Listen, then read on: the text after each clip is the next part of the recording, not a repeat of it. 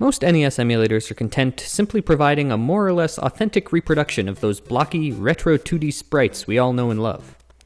The new 3D NES emulator is different, reimagining those flat sprites as 3D polygons, each with a real sense of solid depth.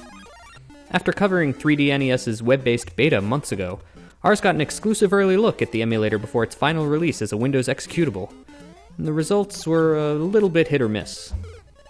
For many simple 2D games, like Super Mario Bros. Or Tetris, 3D NES's shape detection algorithm creates a passable, fully playable 3D scene automatically. The result is a game that looks like a living diorama, even if the 3D effect can highlight the blockiness of certain 8-bit characters and graphics.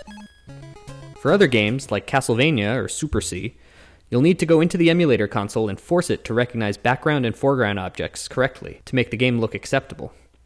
This can be a pretty painstaking process, involving frame-by-frame analysis and careful adjustment of dozens of objects. On the plus side, once you've locked down good-looking 3D settings for a game, you can save your settings and use them over and over again. Unfortunately, there are a lot of NES games that 3D NES just doesn't seem suited for at all. Titles that already force a pseudo-3D view, like Teenage Mutant Ninja Turtles the arcade game, end up just looking weird and floaty on 3D NES. Quick-moving isometric games like RC Pro-Am often end up just practically unplayable. It's nice to see NES emulators that try to do more than just reproducing the classic games we already know.